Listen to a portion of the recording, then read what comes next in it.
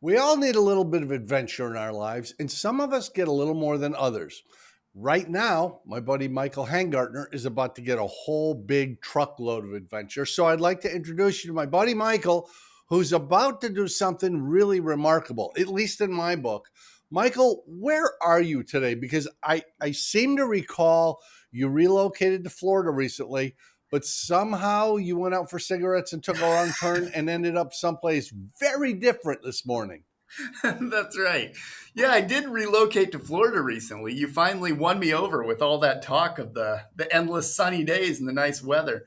It's the But greatest state in the union. It's proven by science, Michael. I don't know why people don't believe me. but this morning, I am actually in Aurora, Oregon, which is close to Portland. And I'm actually calling you from the Vans aircraft factory. At Vans. At Vans, yes, we Wow. are there Well, right now. there's got to be a backstory to that. Why are you at the Vans factory? Are you applying for a job? I am not, no. But no, there is a story to it. So there's a new flight academy. It's going to be opening in Florida, and I'm actually going to be ferrying one of two RV12s here from the factory in Oregon to the flight school. So it's about as long of a cross country as you could get and still remain in the continental United States. That's a big one. I got to admit. Now, is it weird when you're planning a cross country of that distance in what is generally considered to be just a small two-seat trainer? Um, it's it's a little different. I mean, the distance that you want to look out in terms of weather and routing and things like that, when you're planning such a long cross country, there are some considerations that come into play. But at the same time, I think sometimes when you talk about a really long cross country, all the way across the US, it just sounds so intimidating to people. But when you think about it, it's really nothing but a series of much shorter cross countries in a row. So it doesn't differ quite as much as you would expect from just going to another airport a couple hundred miles away. I've made that same point before because, like you, I've flown long distances, 1,000 miles or so in a small two-seat trainer. I actually enjoy it because you're low and slow. It gives you a great view of America, which is much greener and more pastoral than most people think. It's not all cities. It's not.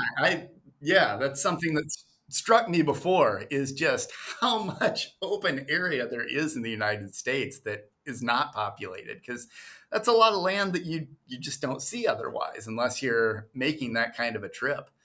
And to see it firsthand from a couple thousand feet above ground level, it's a totally different thing than driving down the interstate.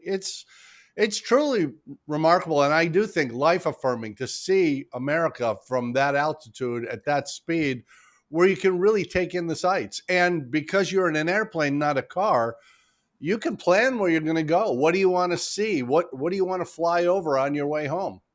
Exactly. I mean, that's always a lot of fun and an exciting aspect of it. But I think the other part I love about general aviation is the fact that no matter how much you plan, there's something that's going to be different as well.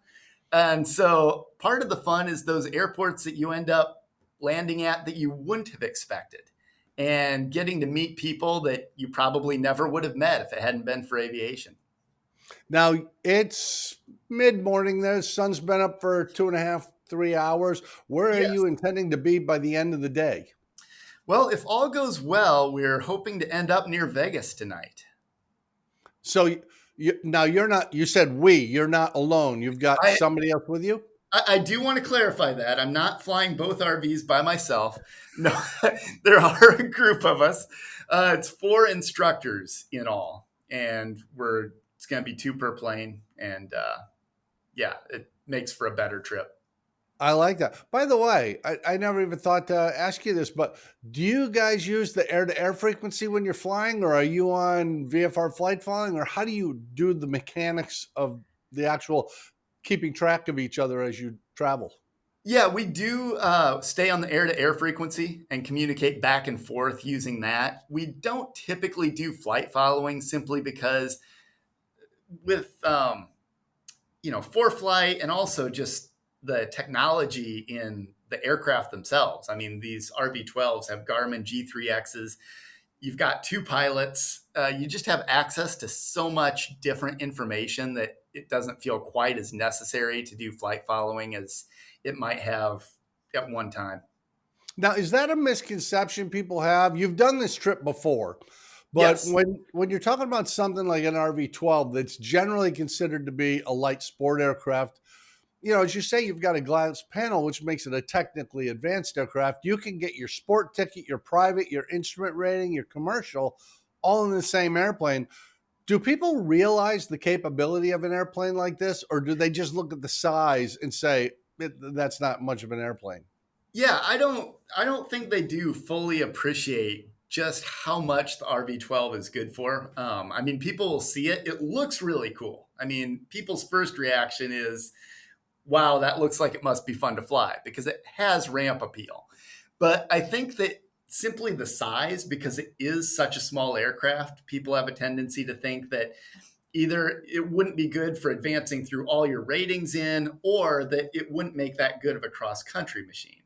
And actually, I would say that both of those things are untrue. I mean, especially with the technology in the aircraft, not only is it great for your private and your instrument, it's good for your commercial rating as well, honestly. And on the cross country side, I've flown in a number of very long cross countries in the RV12. I mean, I think the majority of hours in my logbook are probably in an RV12, and a lot of that is cross country time. Personally, I find it to be a very enjoyable aircraft to fly in. It's got good range. Actually, it only holds 20 gallons of gas, but the fuel consumption is so low, it's only about 4 gallons per hour, that it still has as good of range as a number of 172s that I've flown. Yeah, that's much better than the 152 I fly. I try to limit myself to a 2-hour leg. You could do four and still have a legal reserve. Yeah, we typically limit it to about 3.5, somewhere in that realm. But yeah, you can do good sized legs in an RV12, much more than you would think. That's great. And I don't want to hold you up because I know you guys literally are getting ready to launch right after we finish this. But let me impose on you. Could I get you to carve out some time while you're on the trip home and we'll meet up online here and you can tell me the story of how things are going, if you've had any challenges or if there's anything that really just thrilled you about it. Can we do some of these in between on your way back? Oh, that would be fantastic. I would love to do some of these in between. Not sure where I'll be exactly, but that's part of the adventure, right? Yes, it is. And I'll tell you what, when you get back to Sebring, I'm not that far away. I'll meet you down there. We'll grab lunch and you can tell the whole story. Oh, perfect. Yeah, I would love that. Lunch can be on Excellent. you. Well, of course, you came much farther. It's only appropriate that I should pick up the bill. I'll buy anything you want up to $9. Oh, perfect. Hey, Michael, have a great, safe trip. I'll catch up with you on the way. And thanks so much for taking time to talk to us. Maybe give some people some insight that even the smallest aircraft can go on the longest journey. You just have to plan it out, a bunch of short hops, and just keep safe, make good decisions, and all will be well. Absolutely. Yeah, Hey, safety is always the number one priority. we'll catch you back here soon. Thank you, Michael. I really appreciate it. Sounds great. Thank you, Jamie.